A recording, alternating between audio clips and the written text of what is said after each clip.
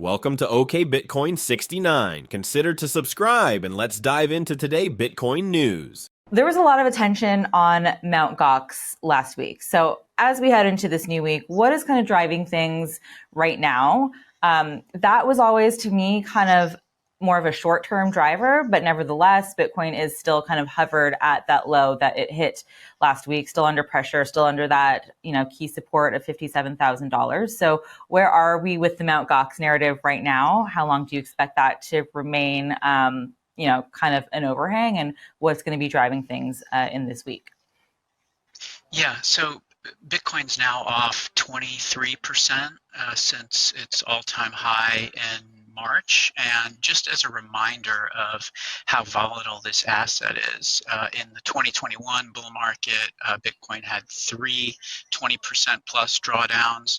In the 2017 bull market, there were seven 20% plus drawdowns. So we've had two so far this year. That's pretty normal in the context of what is a pretty volatile asset.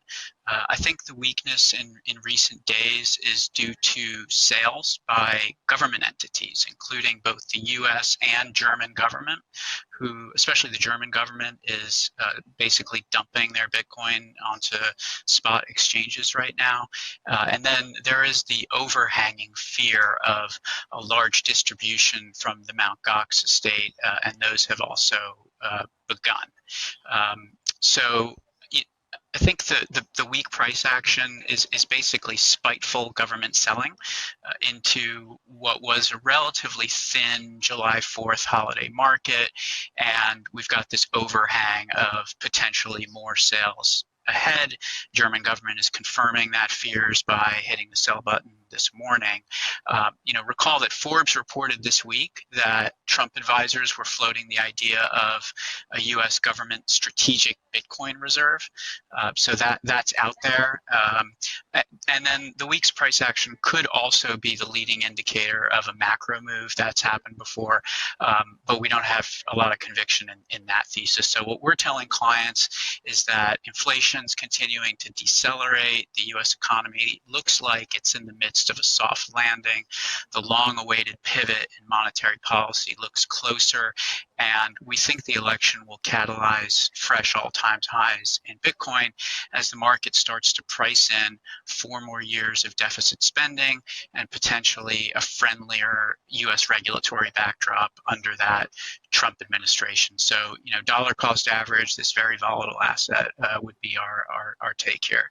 What about altcoins? I said at the top I wanted to move to that. There was one point this morning where the crypto market across the board was in the green, and then it was just Bitcoin alone that was still under pressure.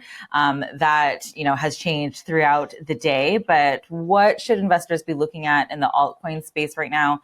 What do you make of how alts have been trading lately as compared with Bitcoin and Ether? Yeah, the correlation between these coins for their daily returns is very, very high. And when you're in a normal market on a down day, the large caps, BTC, Bitcoin, and Ethereum tend to outperform. But when you have a large amount of liquidations and selling across the asset class, as we've seen over the last 3 days, then the market kind of flips and Bitcoin and Ethereum can actually underperform because folks are selling what they have a lot of. So I think that's the dynamic that we saw over the weekend, with leveraged participants getting liquidated and a bit of forced selling in Bitcoin and ETH. But when you look at the year-to-date returns, it's still majors which have outperformed. We're hopeful that a number of these spot Ethereum ETFs will list in the coming weeks.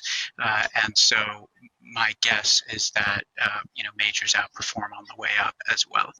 And then turning to the ETFs, we are looking to get some news out of those this week, next week. What are you expecting from ETH ETFs as a launch, as compared to the way the Bitcoin ETFs launched in January? And what would be, considered a successful launch in terms of inflow as compared to what we saw in January with the Bitcoin ETFs? So without commenting on the specifics of these filings, which are still being updated, SEC Chair Gary Gensler did say about 10 days ago that the applications were going smoothly. So this is, I guess, one time that I agree with his take on crypto. And most independent estimates put the market opportunity for the spot Ethereum ETFs somewhere between 10% and 30% of the Bitcoin ETF market. So maybe 10 to $15 billion in total assets, including the Grayscale Ethereum Trust. I think that the ETH demand, it has the potential to disappoint in the short term if they launch under this type of tape, but over the long run, we think that the market opportunity for productive yield-bearing assets like Ethereum is bigger than it is for inert digital gold like Bitcoin, and many tech investors who are hesitant to buy the mega cap Web 2 giants at these levels, having massively outperformed with relatively high valuations, are going to be open to adding Ethereum as a hedge,